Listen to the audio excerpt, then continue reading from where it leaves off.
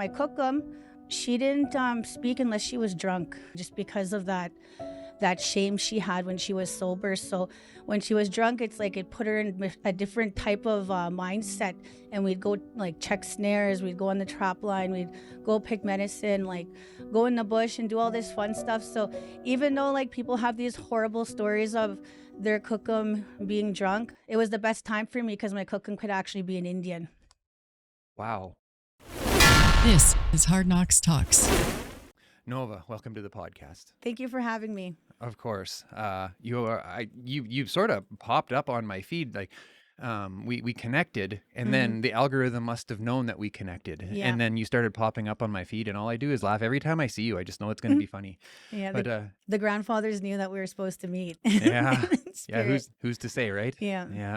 So you're a Cree language influencer, a woman in recovery. You are a mother of 3, hailing from Ochapowace First Nation, Treaty 4, a street survivor, gang survivor, addiction survivor, a survivor of all things. I'm happy to have you. Yes, I'm happy to be here. Happy to be alive. Is there anything that you'd like to say before we jump into your story today? I'm not gonna watch my mouth. I'm gonna have a mug of tune. Just ask what you like, and I'll be very honest. Why don't you tell us what it was like growing up in Ochapowace First Nation? When I was a little girl, my mom was a single mother. My dad was there for part of my life too. He was I seen my dad get apprehended by the police, SWAT team. He was beaten up in front of me and my brother when I was 3 years old, and my brother was 2. And I guess that's where the trauma first started. So my mom had a house on the reserve, and that's where we lived, surviving on wild meat from my mushum and my uncles. It sounds like you witnessed some police involvement in your life at an early age. Was that all around you? Yes, all the time. Mostly on my dad's side of the family. My dad's parents died when they were all little, so they're all 60 scoop survivors. So they were all in the city, all over the place, and aunties, uncles, cousins. It was just like an intergenerational effect of being mistreated by the police. When did substances start to come into your life personally? Was this something like you got sips of beer from uncles when you got beers from the fridge, or like what did that look like for you?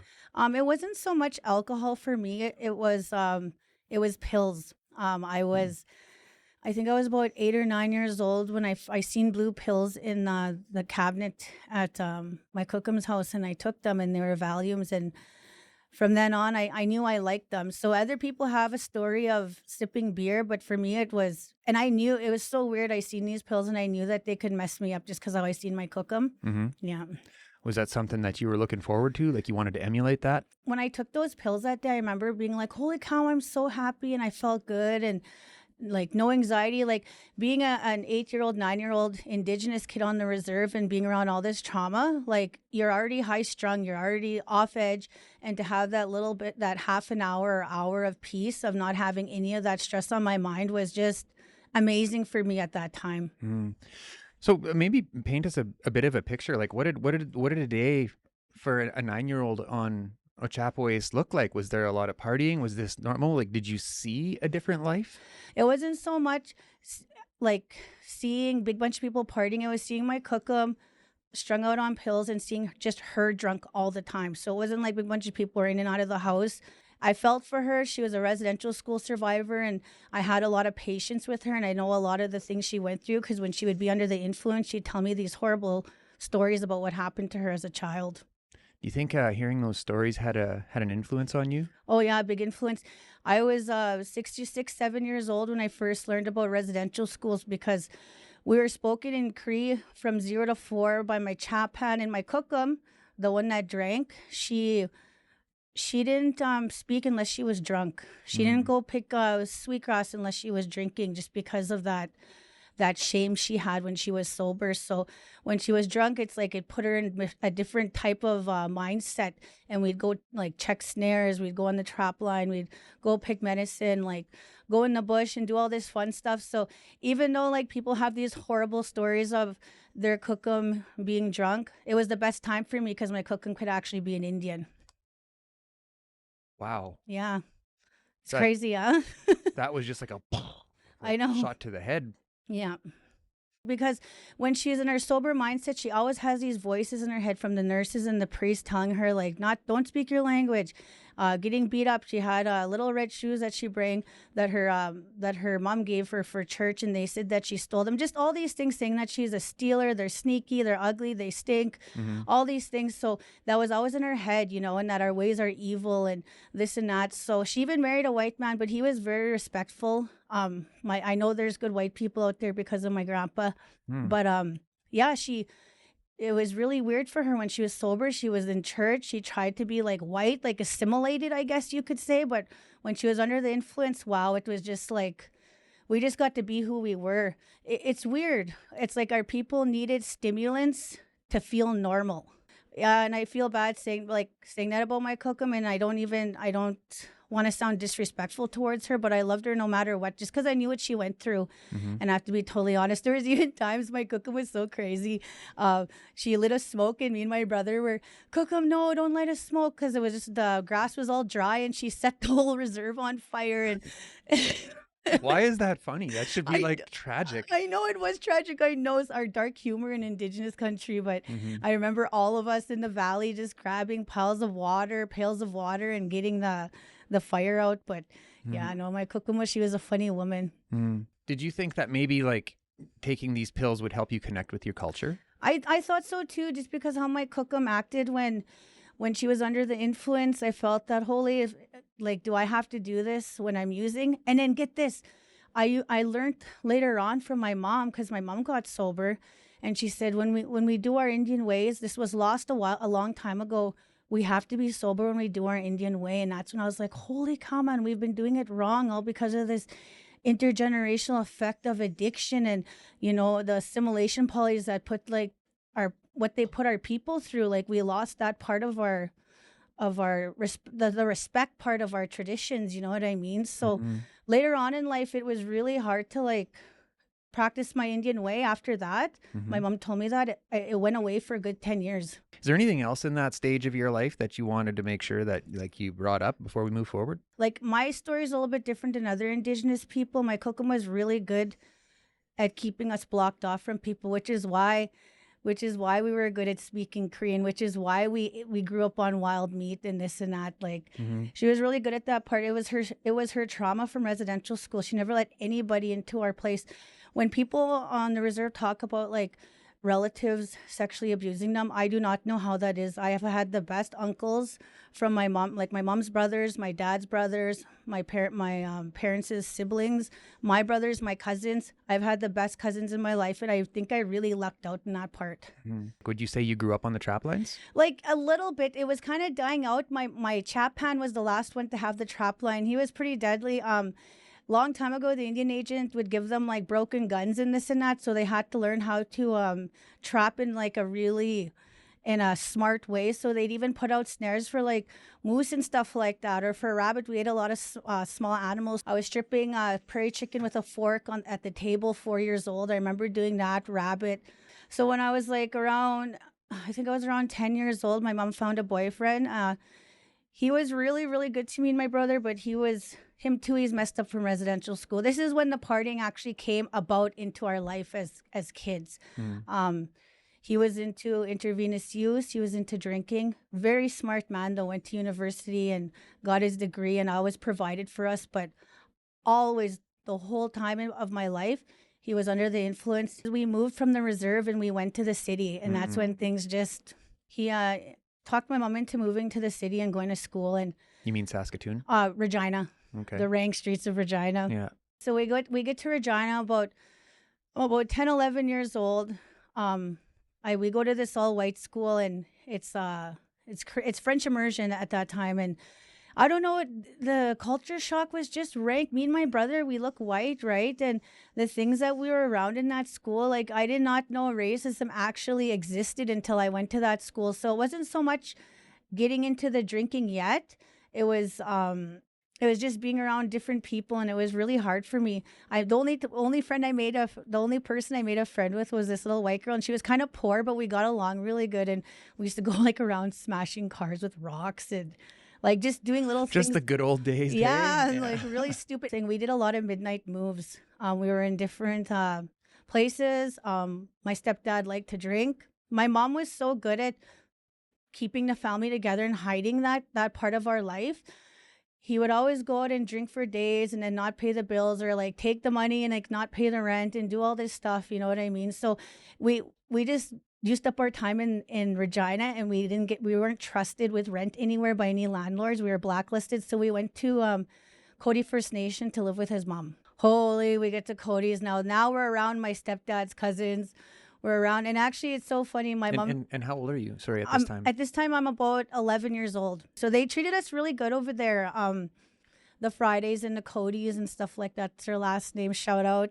But we got over there, and all of them are survivors too, you know. And the drinking was just, and it's not just like 2 weeks of drinking. It's like a month of drinking, and then sobering up for a week, and then another month of drinking every day. And if it's not drinking, then there's intravenous use, or there's pills and stuff like that. So yeah, it was really bad. I was at a conference a little while ago, and I was sitting with a guy, and he said he used to play a drinking game, Northern Saskatchewan. He played a drinking game. The first one who turns yellow wins. Yeah. Yeah, have you heard about that? Yeah, and the yellow eyes too. Yeah, whoever turns yellow first wins. Yeah, for sure. Yeah. That sent chills down my spine. Yeah, it's pretty rank. No disrespect to Cody First Nation. I love it out there. All my best friends are from there. A lot of my friends that I had out there, a lot of our parents or step parents were using, or they were living with their cookums and mushums because their parents were using. So we were pretty crazy kids. We were like hitchhiking to Kisakus and Cody's to go watch hockey games. It was crazy fun. Like, we were like 11 years old doing this stuff. It's like, where were our parents? They weren't even watching us. You know what I mean? So we did a lot of stuff on our own, running around Badgerville there at that little park area there, or partying around at different houses in town too. Like, so at 11, 12, this is when it starts to actually ramp up for you. Oh, yes. So let's talk a little bit about that. You know, you said you weren't really into alcohol. It was pills was the first thing. And now all of a sudden alcohol's in your life, and it aligns with you in some way. Like, talk about what it was like getting into that, what it felt like for you. Holy cow, man. We had coolers. I remember that they were like, and I remember drinking that and drilling it, and then just feeling like loud and obnoxious, and I was having fun. And then all of a sudden, getting so drunk and blacked out that me and my friends are fighting each other, and we all woke up with like sore faces, and we didn't know what we did, and everyone's like, you guys were fighting each other. I'm like, what? This is my best friend. Why would I fight with her? You know? So yeah, no. And that's how it always was. Every time when I drank, it was blacked out. I was always getting into a fight. Everybody knew me like that in the South because I look Munia, I look white, and a lot of times people thought that they could pick on me. So like, it felt empowering then for me to be able to give a licking, but today that's not what I'm proud of. Like, what's the word? Like, my mom wasn't really able to look after us. She was always working. My stepdad was always drunk. I liked hitchhiking and I liked going out to drink because then I wasn't left home watching my brothers and sisters. And I feel bad saying that, but at a really young age, I had to like grow up like that. Like, the oldest child, I'm the second oldest. We'll get into my older sister later. I always had to like look after them and stuff like that. So I always found ways to like take off, you know what I mean? My stepdad was the one who always had drugs too. So I was always digging in his pockets for anything, and I always knew I could get it. What was that like for you? I felt cool. Like, cause all those kids, from Cody's and Kiskus, like, we always tried to find ways. We called it scheming. And I'd bring it to school, or I'd bring it to like the party, and then we would just get out of it, and everybody was my friend, and I thought I was making good friends like that because I had a low self-esteem. It was just like, it was ugly. Okay, so is there anything about like going to school, high school? Is there anything that you want to talk about there? Well, after we left Cody's, we moved back to Regina, and that's when things kind of got worse. My sister committed suicide when I was 14 years old. So at Cody's? Oh no, and when we moved back to Regina, so now we lived in Cody's. My mom and my stepdad kind of messed up again with like rent and with like a few things that were going on. They were pretty young then. They were like 33 years old or something like that. So that's pretty young to have like 5 kids and trying to survive. And they were only out of residential school for like 12 years, I think, like, or something like that. But yeah, so after drinking like that, my mom didn't really no, like actually she's gonna watch this podcast. She's like, what the heck? She's like, get me in that studio. I want to talk. Yeah, I know, because she was so busy working and like helping these people around in the Cody area that she wasn't paying attention to me. But yes, I was taking off all the time, and I was drinking, and I was doing all this stuff, and she probably doesn't even know that I was having a hard time yet until we got to the city. Mm-hmm. And you lost your sister. Yeah, that's where we lost our sister, Tashina. She committed suicide. She was a year out of residential school to day school. It's the same as residential school. You just got bused home at nighttime. Mm-hmm. Yeah, that was crazy. So we, my sister took care of all of us, like I said. But the first child always goes to the grandparents because we're Wicked Indian way and traditional. And so she was with my grandparents. Her too, she had a drinking problem. She was under the influence when she killed herself. So I was actually out drinking the night she passed away. She passed away Christmas Eve. So December 23rd, I went out drinking, and then she passed away at 5 a.m, December 24th. So I was drinking with all my friends. Deneen, she's my cousin and my friend today, and we're drinking with all these people. And then we go back to her house, and I wake up, and we're all drinking still. And then that's how I actually found out. My stepdad called me, and he told me that Tashina committed suicide. So I just kept drinking.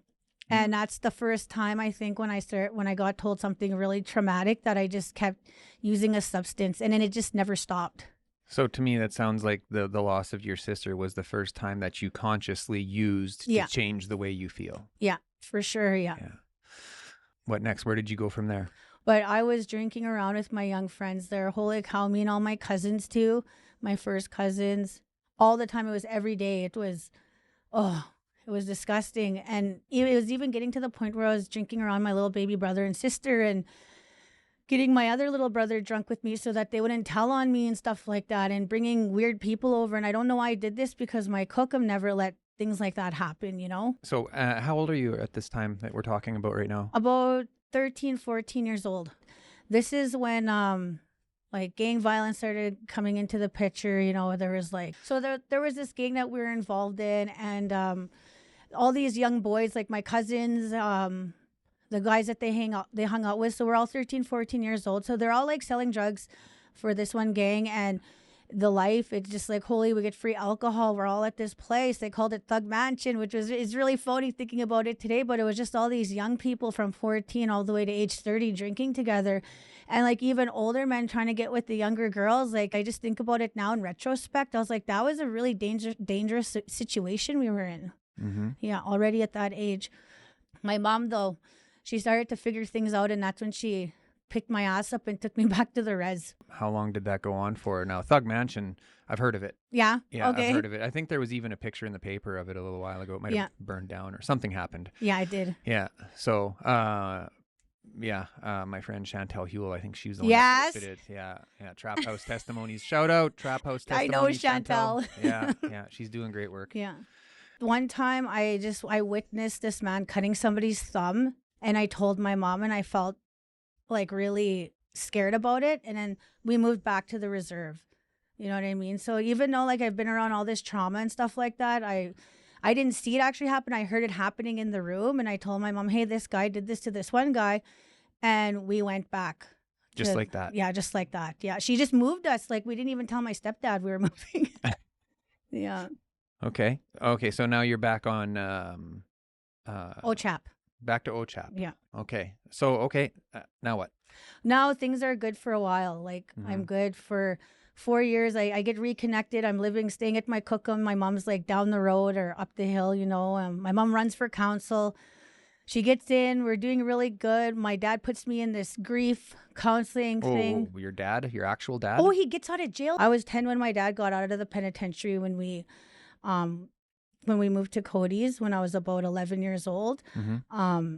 But my dad was working on himself. I got to see him a few times, but my dad had to he was in the halfway house, and then he had to go work on with his parole officer. He had to work on his addictions. He had to work on getting money to see us. So we didn't actually get to see my dad till we were much older, like 12, 13 years old. So he genuinely did the work. Yes, he did. It was him who caught a lot of this gang activity and a lot of this drinking. Like honestly, okay, one time we were on the street and we were drinking by the hood.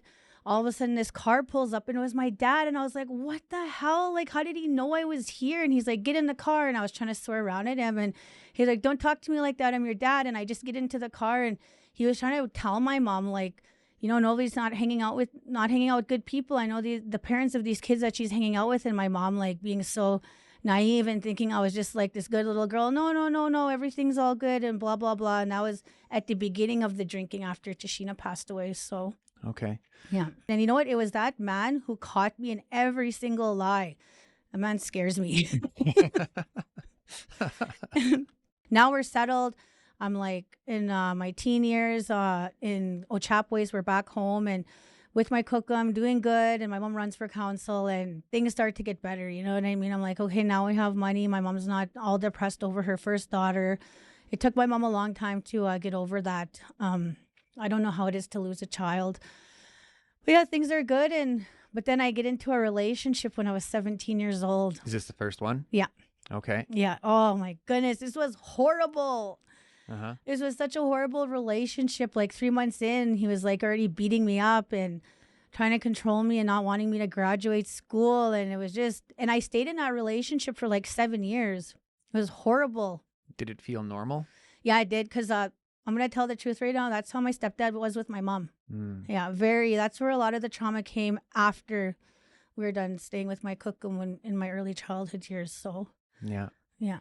So this is normal to you then? Yeah. This is what happens? Yeah. So you didn't think that leaving that relationship would be the right choice? No, I didn't.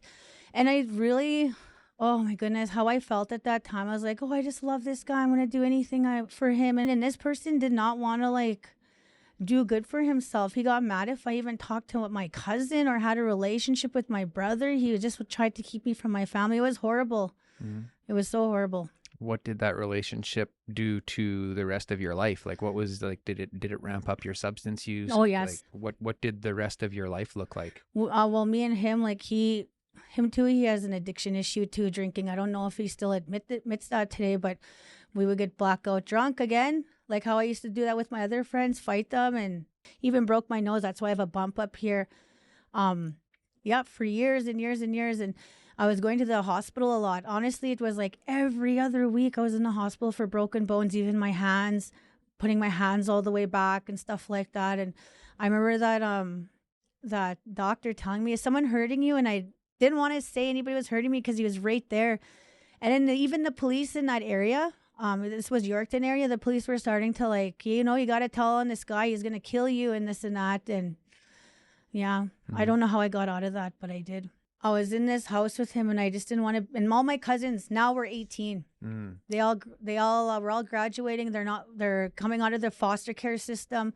We all knew of each other. It's just, we couldn't see each other because everybody was split up in foster care, right? Like we'd always find ways to get a hold of each other through email, blah, blah, blah. But now we're 18 and I get all my cousins back. There's Gaheo, Natasha, Leslie, Natanis, Prairie, there's Mary, there's just everybody, all my cousins. And we all just meet up and we say, let's get a place in Regina. And that's... Oh, you thought that was a good idea? Yeah, we thought it was at the time.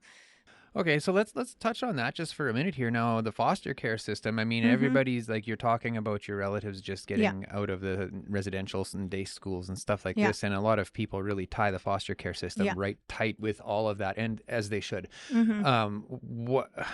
What did you think at that time when all your cousins were in foster care? Like, what were your thoughts around that? Was that normal? Were you mad at the system? Like, what was that about? I guess it was just normal, and they all went to day school too on Pipe Pot First Nation too. Every single one of my cousins.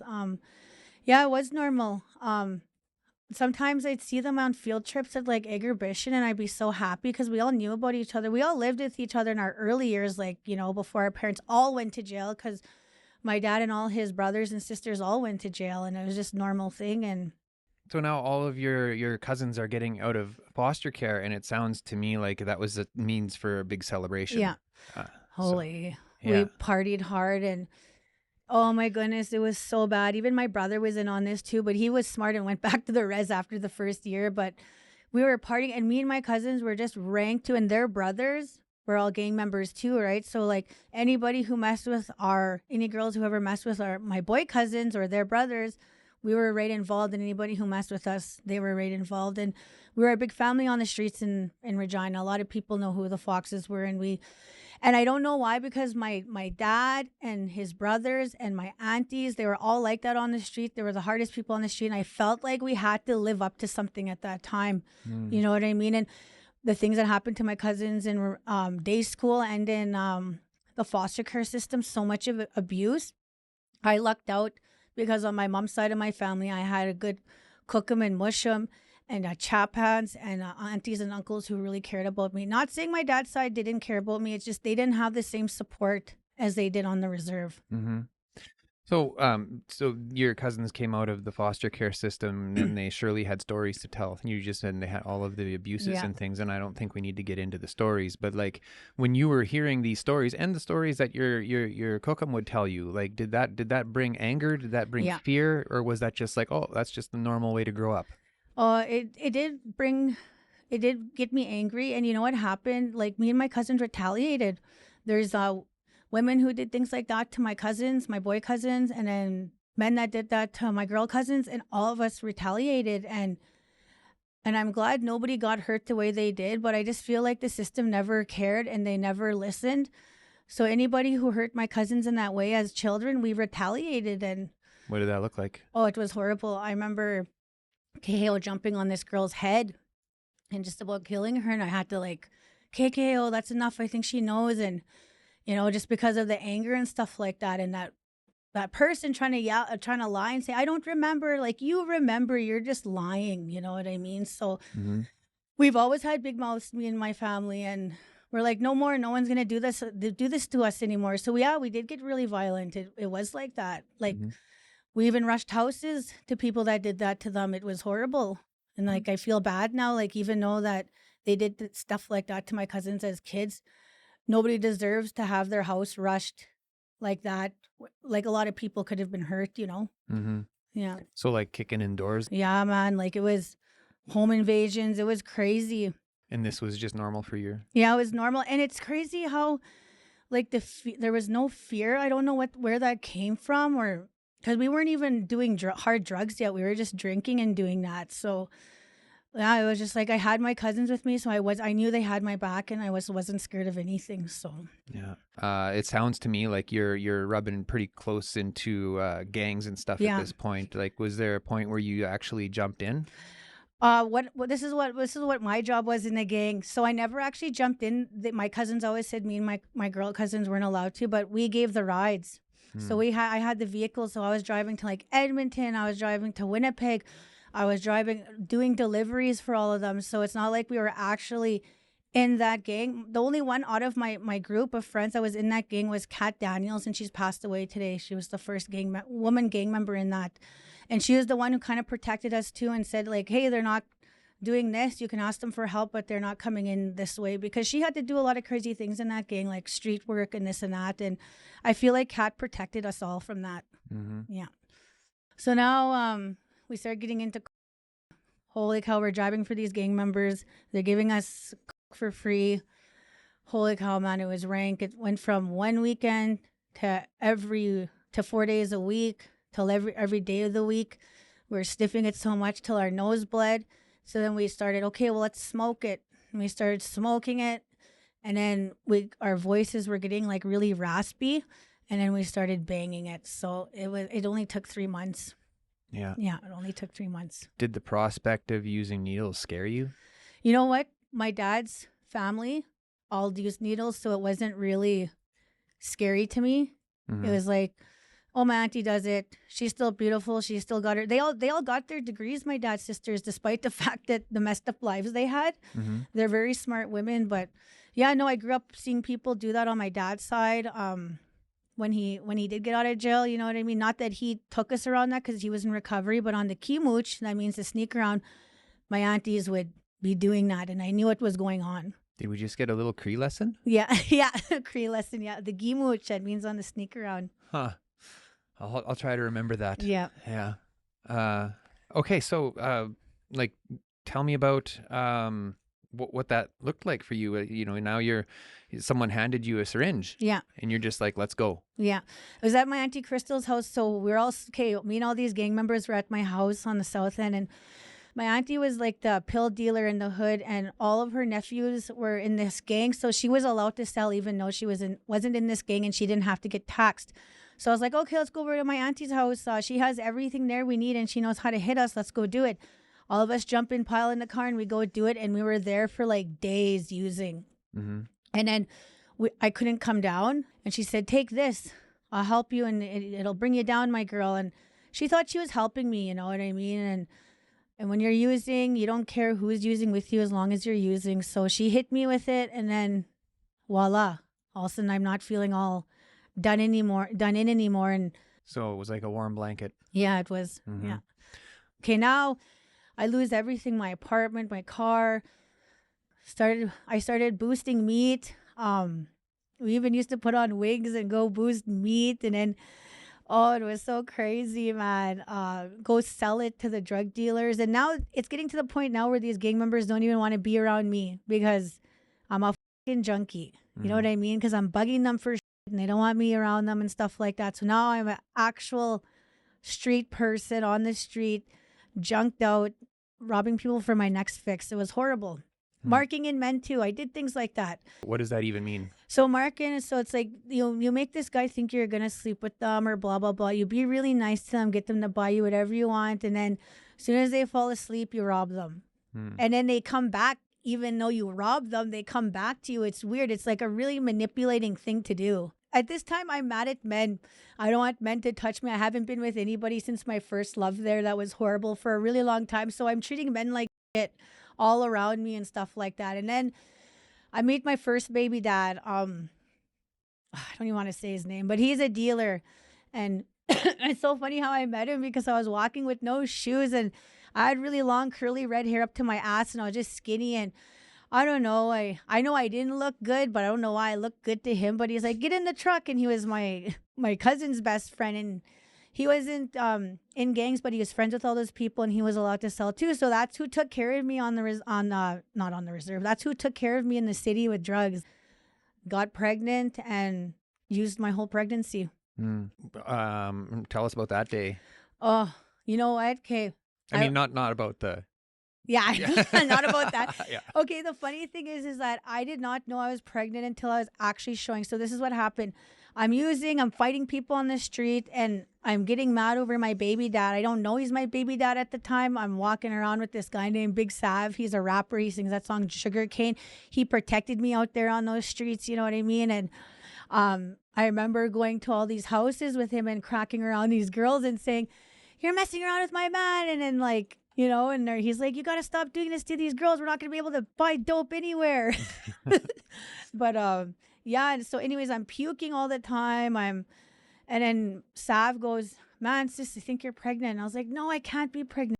Like, no, I'm not, because I'm just skinny as hell. You can't tell. So I go to the doctor because it's getting really bad. I don't know how I ended up going to the doctor because I'm using so much. I don't give a shit about myself. And they're like, you're going to have a baby in 2 to 3 weeks. Whoa. And then all of a sudden I had a little pop. You know what I mean? Mm-hmm.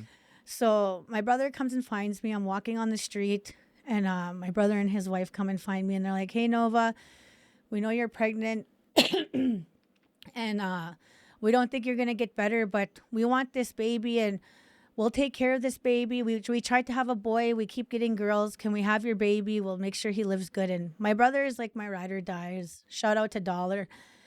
And I was like, you know what? Yeah, you guys could have him. I thought at that time in my drug use, like, I'm not going to get better. So I was like, yeah. So now 2 weeks comes after that. And I call the ambulance, and I'm going into labor, but I'm also dope sick. Oh my God, I can't believe I waited that long. So then I go to the hospital and I'm in labor, and they're like, holy cow, why didn't you call us? And I was like almost ready to like have the kid. So I get epidural, and I'm in there for like, oh, I swear Creator did that to me on purpose. 27 hours in labor. There's cops there, social services. Baby dad had to leave because we actually had a no contact order. So I have Andros, that's his name, Andros.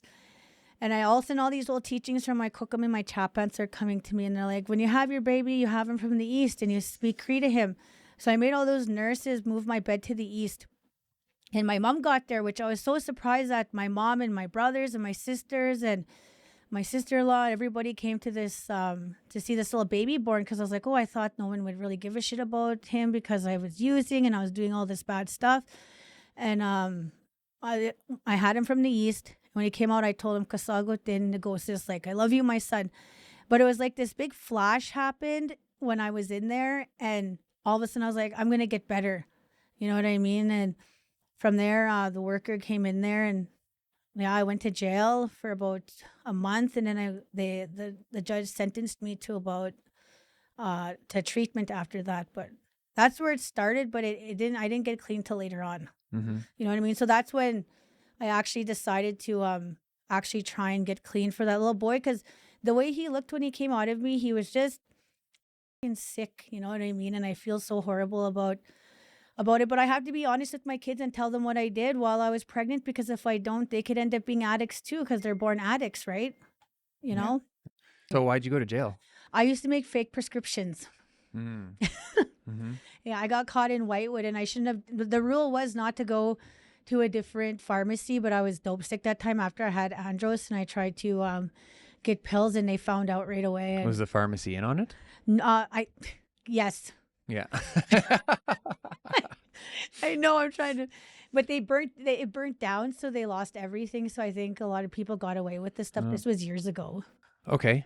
So now did your son go to your brother? Yeah, he went to my brother, and they're just deadly with him, and they're so close with him today, and they just will do anything for that little boy. My whole family, you know what I mean? That little boy is so special because he bring me home. So yeah, my mom and my dad, they're like, this little boy bring my daughter home. He bring my baby home. So he was just so powerful. And his Indian name is actually Iron Eagle Man. I got his Indian name when he was about 4-5 months old.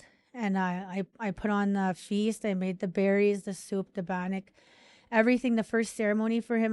Those kind of things were always important to me. And I knew that whenever I had ceremony and Indian way in my life, that I would do good. You know what I mean? I just wasn't 100% in just because of what I learned about being around smudge or ceremonies when you're under the influence, because I did smoke weed around the clock at this time. It was a harm reduction. And maybe it was. Yeah. Mm-hmm. Yeah, maybe it was. So me and Andros are doing so good. I go to jail. I get out. I go to treatment, and social services was so good to me. They said, oh, so you're finished treatment. You go live with your brother. You could be around your son as long as you're not using. And I thought that was so cool, because usually they don't do stuff like that. You can't go around your kids unless it's been like a year or something like that. So I was really lucky, and I did good for like, oh my goodness, I did good for like 9 months. And then I go and get a damn boyfriend again. It's always the boyfriends. I know. And he was from the same area as the first guy. Mm-hmm. So were you enjoying your sober life? Yes. Yeah. And when you went to treatment, like, so you were in jail, you went to treatment. Did you like embrace the treatment? Yeah, I embraced. I was going to ceremony. I was keeping busy with my family stuff and just working my own program at that time. Okay. So now you got a boyfriend. Yeah. Yeah. Oh, he used to be my drug dealer, and he was actually a band counselor on Cody. Yeah, he was on council and stuff like that. So it looked like he was doing good because he got voted in, but it wasn't good for us. We were so bad for each other. It was horrible. And then I would get all like cooked and like steal his vehicle and his car, and I would take off and spend all his money. We were both bad. I was bad too. We were fighting, getting violent, and I seen my son Andros on the couch, and I was like, holy f***, what am I doing? And I just grabbed him, went into our car, and I drove back to the reserve, and I never went back. You know what I mean? That little boy, I don't know why that boy does that to me. My Andros, he's the only man in my life that's ever like 110% part of my life, you know? So which reserve? Ochap. Ochap. Back to Ochap. Yeah, back to Ochap. All right, here we go. It seems like whenever you go to Ochap, things get better. It does, and it did get better. Again, it did get better. So now my baby dad tries to charge me and tries to put me back into jail. Tries to get the kids taken away from me. It was just bad breakup, man. And so I get sober because he calls social services on me. I was like, you know what? I was using with him. I was honest with them. I said, I was using the whole time with him. I said, but I'm leaving him, and I just want to keep my kids, and please don't take my kids. I'll stay sober. And I did. I'm at home on OCHAP, and then the big stay at home happens. Yeah. 2019. Yeah. Okay. So then what? I had little Mark. Sober? Yes, I had him sober at this time. That's why they let me go home with him. I was on the Suboxone. That was Suboxone pill the whole pregnancy, and so I go home, and my stepdad is still in. He's still in our lives, and he ends up, the big stay at home happens, and he's not working far away from home anymore, and he comes home and he gets prescribed these. And we're at home, and on the Gimooch again, we start using, and we're interviewing this, using in the house and doing it behind my mom's back and getting addicted again. And it got to the point where I couldn't get drugs on the reserve because we had security there, and we were only allowed off the reserve certain days. And I couldn't handle it, so I just left the kids with my mom and just went to the city and stayed there for 8 months. What did that look like? Everyone's on and it's just, holy cow, man. So I started doing and the first time I do it, I can die. You know what I mean? And they Narcan me. And I'm like, holy this stuff. They're like, yeah, it's dangerous, sis. You got to be careful. There's no coming back if you take a big hoot. So I OD'd that time. Then I was okay for a while, but I OD'd probably like 10 times at this time. Started to learn that people are robbing me when I fall asleep. Even putting the drugs in my pants, and them even digging in my pants to get the drugs. You know what I mean? Trying to find every way to hide my dope because I don't want to get robbed and I don't want to wake up sick, right? Like, and I'm doing this too. I'm giving people dope to knowing in my head that it's really strong and they're going to pass out and I'm going to be able to rob them. There was this one guy I was with, waking up, his arm was around me and he's dead. You know what I mean? Just some guy I was with on the street. You know what I mean? Like, things like that have happened. And yeah, that was on my mind for a long time. I had to tell my mom about that, and I unpacked it, and I feel better about it today. You know what I mean? She's like, everybody makes their own choices. And the police came and found me, and I told them what happened, and they didn't arrest me or anything because they knew it was up, right? Because, yeah, you know, all of us were using in these circles. You know what I mean? All of us knew what we were doing. Yeah. People are finding out about it. They're blaming me. I'm not safe on the street right now. All my cousins get sent to jail for murder at this time. They're still in jail today. So things aren't safe for me anymore on the streets. What are your thoughts around that? Like, everybody's going to jail now, and you said you lost a bunch of cousins. They didn't get lost yet. Yeah, they get lost about 2 years in. So me and my cousins start doing things again, right? Like they start doing their stuff to get sober. I start doing my stuff to get sober. But something just happens. Trauma hits them again. It's our relationships with these men that keep messing us up. You know what I mean? When we should just be with each other and just help one another. So it doesn't get better. We lose Kat. She's like our sister. So that was the first one to die. So now she has my cousin's kids. They're orphans because their dad's in jail for murder. And she goes. So Kaheo, my other first cousin, starts to keep her kids. And Kaheo we're all going through this stuff we're grieving for Kat, and our cousins are all in jail, and it's just really hard. And Kaheo has to look after all these little boys. She starts to sell drugs again. So she sells drugs and she gets shot in the mouth. And now there's even more kids with no mom. You know what I mean? These are my first cousin's kids. And she's murdered. Yeah, she's shot in the mouth, and she's shot in the mouth in Punakchai. Her brothers and her two brothers are in jail for murder too. Like, this is just our life. Like, and my cousin Natasha, we called her, China doll. Like, we're all like sisters, right? She's not knowing how to cope, and we're at the funeral, and we don't even get Kaheo into the grave yet. She dies there, you know what I mean? At the funeral. Yeah, at the funeral, yeah. Just horrible. So now her kids have no mom and dad, and our cousins, my one other cousin's in the ground, and Kat's in the ground too, and this is all in the same freaking amount of time. And then a week later, my Auntie Crystal, the one that was the pill dealer, passes away. And then all of a sudden we get a little bit of a break for a bit. And then Kaheo's brother gets shot in front of the YWCA in Regina. Oh my goodness. And then my cousin Justin passes away, one of the older boys. And then Mary passes away. So are these overdoses? Overdoses. The rest of them are overdoses. And one was like complications of the heart. I think it had to do with his lifestyle from drinking with Justin. just all from that living that ugly lifestyle, right? Like, yeah. And then Mary passes away, and then from alcohol poisoning, and I think she was on some other stuff too. And then Mary's sister passes away. Like, these are all first cousins. We all love each other very much. Like, this is just, and then Natanis passes away. She was clean for 3 months, and just boom, boom, boom, boom, boom, big bunch of sisters gone and brothers and stuff like that. And I take a bad shot of meth. It's attacking my kidneys. So my mom goes and takes me to the hospital, and they tell the hospital, don't let Novely leave. And they said, okay, we won't let her leave. She's like, if she doesn't stay here, her kidneys are going to fail. She's going to die, and she's not in her right mind. I need to go get some rest, and I'll come back and take care of her. So that freaking nurse let me leave. I took all that stuff off of me. I was supposed to stay in there, and let me leave with no shoes because my mom took my shoes and my jacket, so that thinking I wouldn't take off. And I left with no shoes on, and it was just blizzarding out. And I go to a trap house, and then all of a sudden this other trap house calls these other people, like, and they know, they're like, hey, we heard there's these big guys looking for you in these trucks, and they're coming on people's lawns, and there's these people knocking at the door. We want Nova, and those trucks are on the lawn at the last house. It's the 7th house, and there's a big bunch of lights, and they said, Nova, they had these 2x4s and drills. They're like, we're gonna drill you in the bathroom. They wanted to protect me. They thought somebody was really trying to kill me.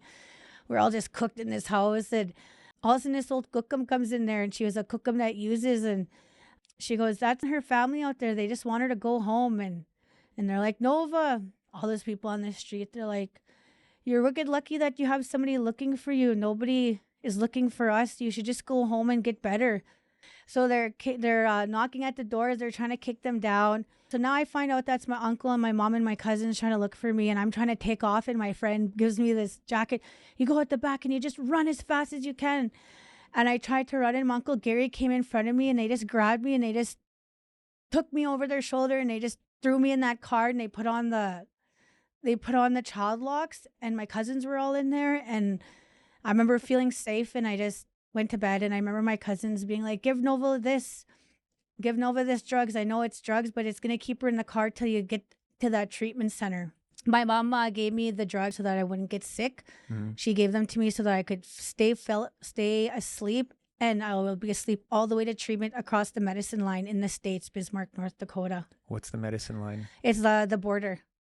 So it's such a cool story. When Sitting Bull was trying to protect his people, they told those Lakota to cross the medicine line, they called it. He said that those government officials will stop in their tracks the border, and that's really what happens.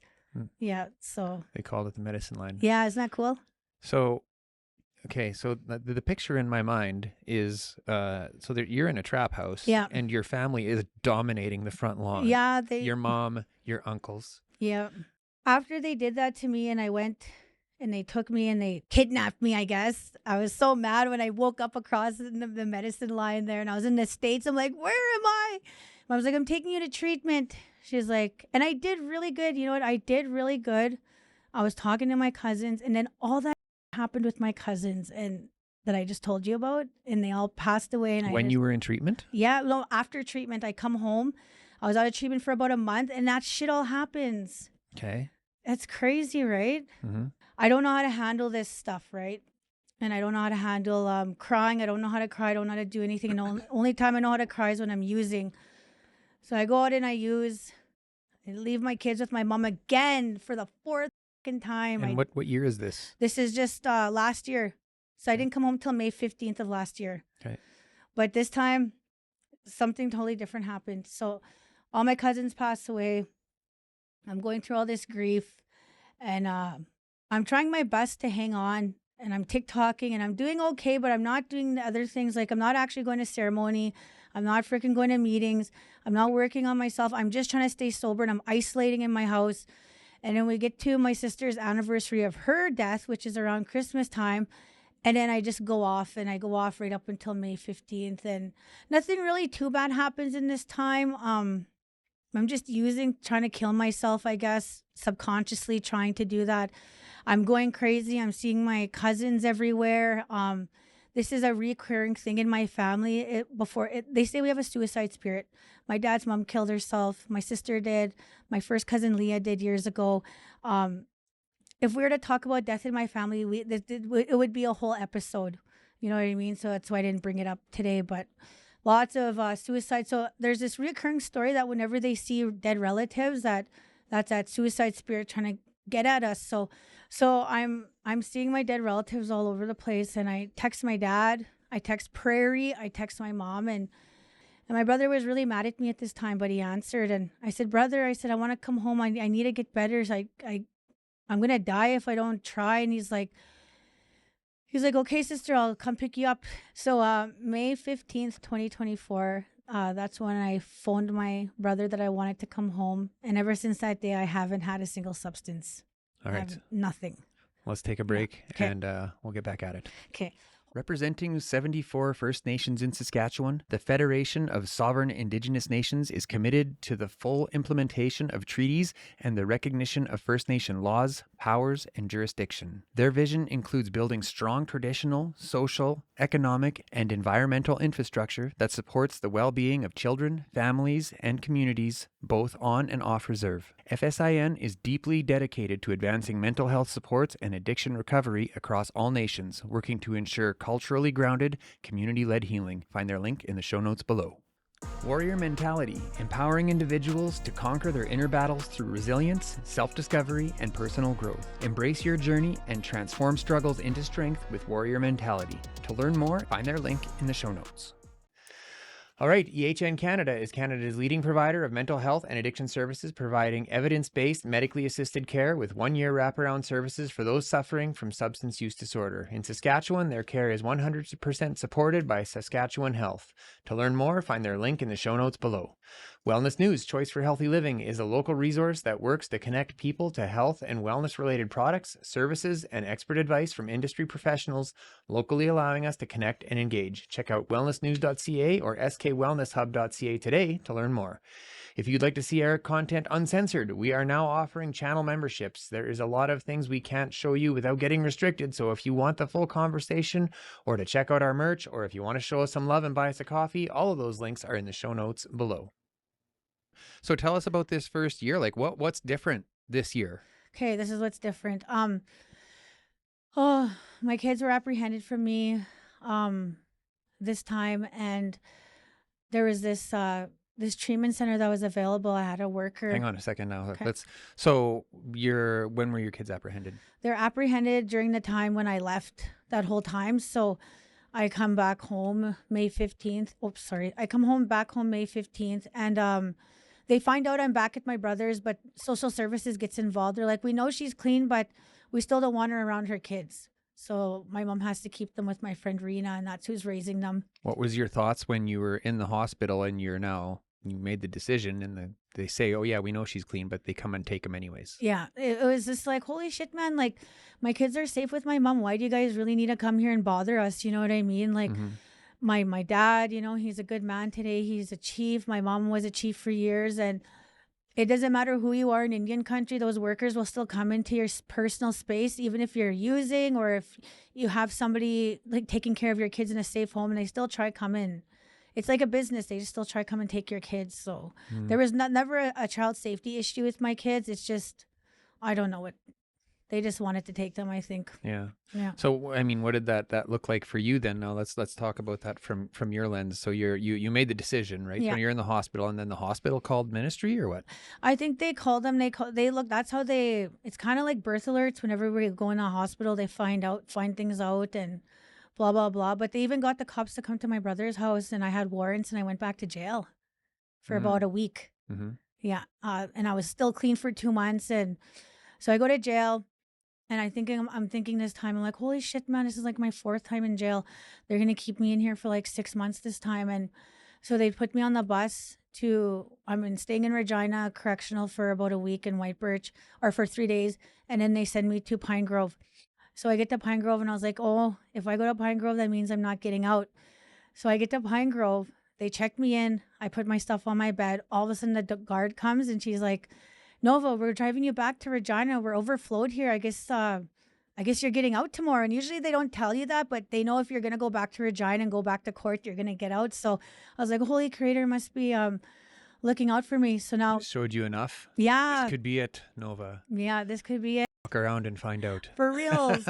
So now I get to court and they released me with the promise that I go to treatment. And my worker, I talked to her as soon as I get out, and she's like, there's this place called Camp Hope in the north.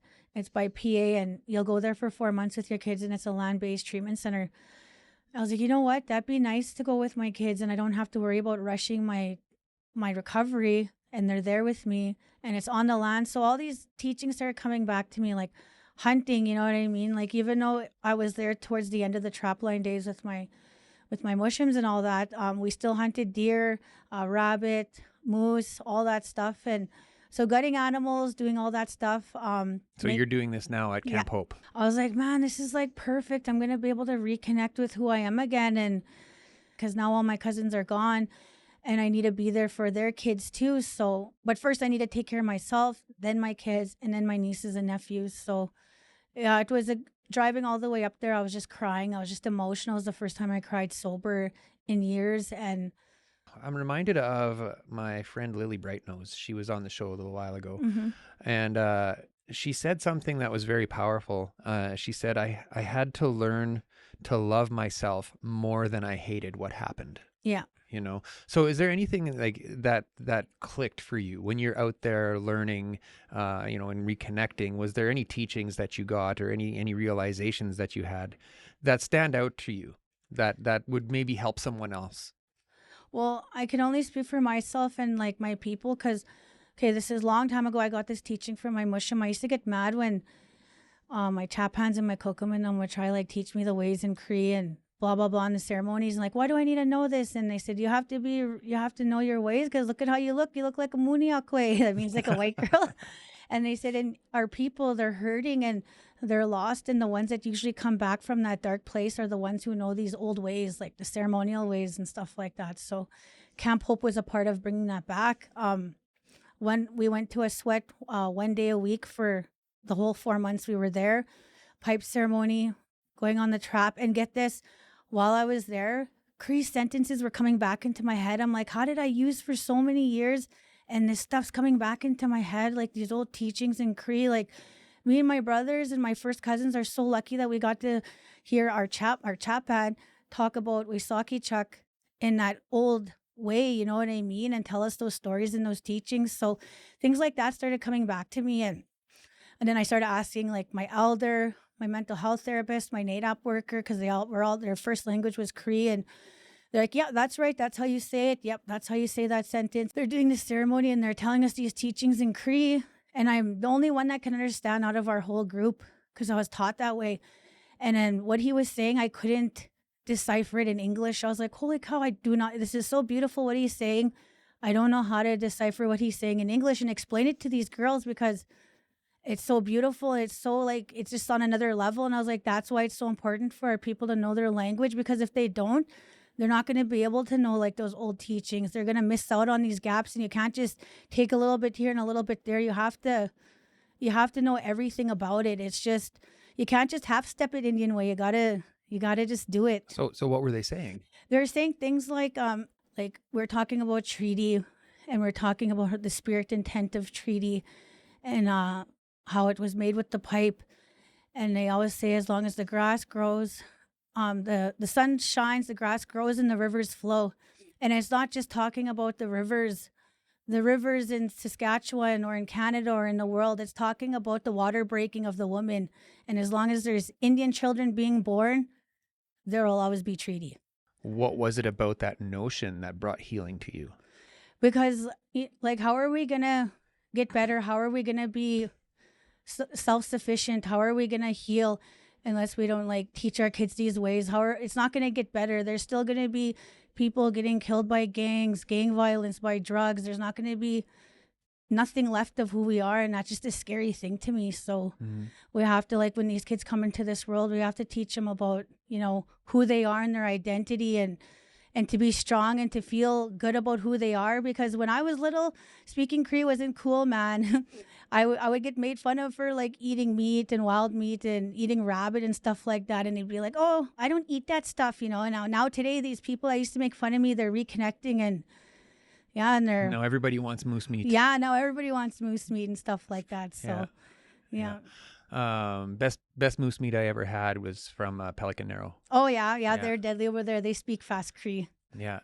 So what I'm hearing is that saying things like, as long as the river flows, as long as the grass grows, that really instilled some hope in you, that gave you a reason to keep moving, because you didn't really have any hope before that. No, I didn't. And like when I hear those old people speaking in Cree, it reminds me of like my Kokum and my Chapans. Like my Chapan, Margaret, she was Cree and her husband Marlo was Soto, but there's not too much difference in the language and they understood each other. And it's just, holy cow, man, our language is so beautiful. Like even the word sagotin, love, that means showing your true self to nature. Like how much people do you do that for? Like I follow this woman named Jotson. She explained that to me. I'm like, wow, that is so beautiful. Like it's just crazy. Ceremonial Cree is just beautiful. Yeah. Yeah. So tell me about leaving treatment. Oh, that was so emotional. Was Mom and your uncles there? My mom was there. My auntie came. My uncles couldn't make it, but my auntie gave me a blanket, my Auntie Donna, and she told them the story of what happened and, you know, how beautiful it was that those other Indians on the street that were suffering talked me into leaving and going home with them and stuff like that. And I'm still friends with these people today. I still talk to the elder. I talk to my mental health therapist, my NADAP worker, everybody over there. And, you know, I'm getting into this life now, like within the first year of recovery. It's so crazy. I got my kids back, started doing ceremony, like big things in the ceremony world, like being trusted with all the food and not taking off with it and selling it, being trusted with cooking the food for the ceremony, knowing that I'll do it right because you're supposed to wear a ribbon skirt. You're supposed to think good thoughts. You're not supposed to cook with salt. You could use salt after, but salt kind of, it keeps the spirits from coming in and stuff like that, like just those little teachings. And so things like that. And then going to NA meetings and chairing meetings, like I had to be whole.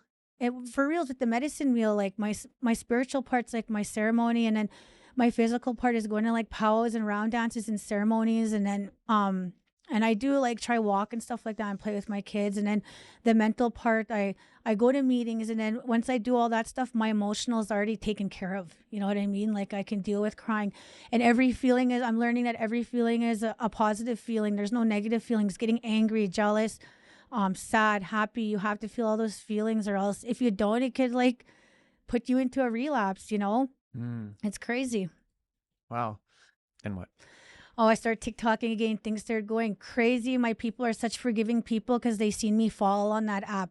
They see me do good. They seen all the loss I've had. They've been there through the beginning, and they just accepted me back with open arms and made it even bigger for me. And, you know, I started getting involved with comedy. They invited me into the comedy circle of Indigenous people. It's kind of like a powwow circle. So there's Shai Sapp. She's like an acting good. This is a woman I looked up to in comedy, and a few other people that I follow off the res. He didn't get to make it that day, but to be part of that lineup was amazing. So I did my first comedy show this weekend, and it was amazing. I went up there. I was nervous, and I just killed it, man. I was like, I usually talk really fast. I'm ADHD, but I was able to flow up there, banter with the people in the audience. It was just really good, and like healing through laughter. So if anybody follows me, I do teach a lot of Cree. There's a lot of Cree humor, but there's also a lot of raunchy, raw comedy I do. Very much so real. I'm not a bully. I don't like lateral violence, but I feel that I don't want to be silenced anymore. You know what I mean? I just want to be able to talk about what's on my mind without having to feel bad about it. You know what I mean? So that's why I'm the way I am, and people are liking me for it, you know? So... Like, are you seeing that? Are you seeing people trying to silence you? Not so much. It's just like, okay, for example, the whole crying thing. I remember like our whole lives being told not to cry. And I remember being like 8 years old, don't cry, don't cry, don't cry. You know what I mean? And then we get this shaky feeling from whenever we get any kind of feeling. So we feel those things from our parents. Like being raised by a survivor is hard. You know what I mean? I didn't want to get too much in depth to that because I respect my parents, and I understand why they were the way they were. And my dad's a 60 scoop survivor, but it's hard. And any other Indigenous person will tell you that, like, being raised by a survivor is really, really hard. Yeah. So, but I mean, being silenced now, like it's something that I've seen you talk about a little bit on your socials. Yeah. Is you know, how you won't be silenced, and like, so is there somebody, like, do people from your communities, like, do they feel like you're doing something wrong when you say some of these things? No, it's usually people who think that it's my job to watch what I do on there because young people watch me. But the young people in Indigenous communities, they deal with adult issues, and that's why they watch me.